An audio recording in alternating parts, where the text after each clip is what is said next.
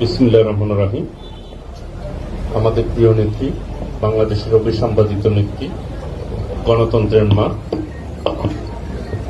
দেশ নেত্রী বেগম খালেদা জিয়ার রোগ মুক্তি কামনায় আজকের এই দোয়া মাহফিলের সংগ্রামী সভাপতি, বাংলাদেশ জাতীয়তাবাদী ছাত্র দলের বিপ্লবী সভাপতি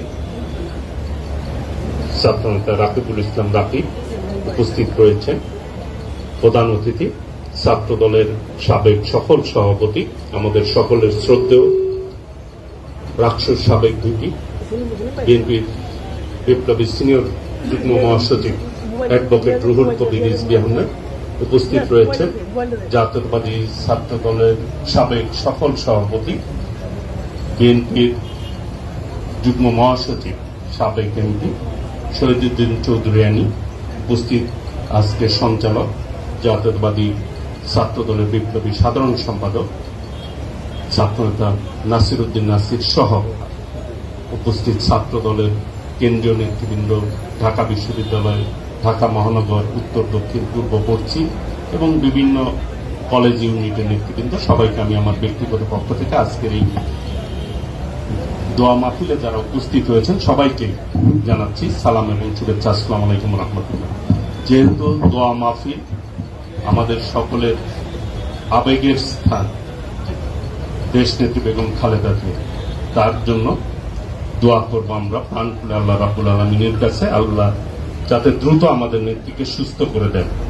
আজকে একটি অবৈধ অনৈতিক ভোট ডাকাত সরকার ক্ষমতার, যাদের হাতে দেশের গণতন্ত্র আজকে ধ্বংস হয়েছে, দেশ যাদের কাছে নিরাপদ নয়, সেই গণতন্ত্র এবং দেশকে নিরাপত্তা দিয়েছিলেন আমাদের নেত্রী, দেশ নেত্রী বেগম খালেদা জিয়া, যিনি 9 বছর আন্দোলন সংগ্রাম করে বাংলাদেশের মানুষকে গণতন্ত্র দিয়েছেন।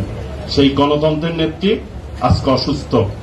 আজকে আমাদেরকে ঐক্যবদ্ধভাবে এই অবৈধ অনৈতিক সরকারের বিরুদ্ধে আমাদের প্রিয় নেতা বিএনপির ভারপ্রাপ্ত চেয়ারম্যান দেশনায়ক তারেক রহমান আজকে বাংলাদেশের মানুষকে ঐক্যবদ্ধ করে আন্দোলন চালিয়ে যাচ্ছে। জাতীয়তাবাদী ছাত্র দলের একটি ঐতিহ্য রয়েছে, সেই আন্দোলন সংগ্রামের ঐতিহ্য রয়েছে।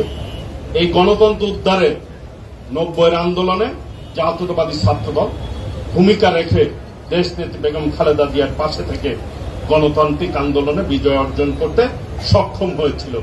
আজকের এই ছাত্র দলকেই, এই নব্য স্বৈরাচারকে পতন ঘটিয়ে দেশনায়ক তারেক রহমানের নেতৃত্বে ঐক্যবদ্ধভাবে ছাত্র দলকে মাঠে নেমে এই সরকারের পতন ঘটাতে হবে, গণতন্ত্র পুনরুদ্ধার করতে হবে। সেই আশা, সেই প্রত্যয় ব্যক্ত করে সকলকে ধন্যবাদ জানিয়ে আমরা আবারও আমাদের প্রিয় নেত্রী, দেশনেত্রী বেগম খালেদা জিয়ার জন্য প্রাণ খুলে দোয়া করব, আল্লাহ রাব্বুল আলামিন যাতে তাকে দ্রুত সুস্থ করে দেন, এই আশাবাদ ব্যক্ত করে সকলকে ধন্যবাদ জানিয়ে আমি আমার বক্তব্য শেষ করছি। খোদা হাফেজ। বাংলাদেশ জিন্দাবাদ। শহীদ রাষ্ট্রপতি জিয়াউর রহমান ওমর হক। দেশ নেত্রী বেগম খালেদা জিয়া দ্রুত সুস্থ হোক। বিএনপির ভারপ্রাপ্ত চেয়ারম্যান দেশনায়ক তারেক রহমান জিন্দাবাদ। সকলকে ধন্যবাদ। আসসালামু আলাইকুম রাহমাতুল্লাহ।